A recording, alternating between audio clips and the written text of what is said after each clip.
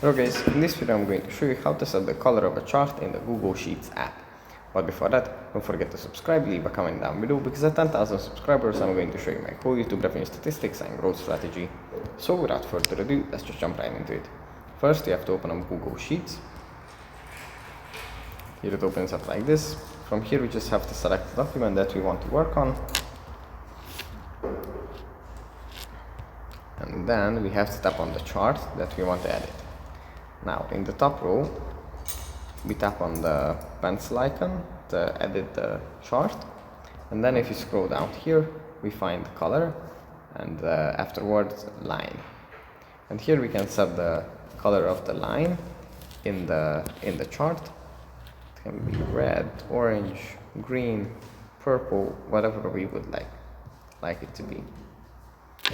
And yeah, that's pretty much it for this video. Hope it was helpful for you guys, and I'll see you in the next one. Bye.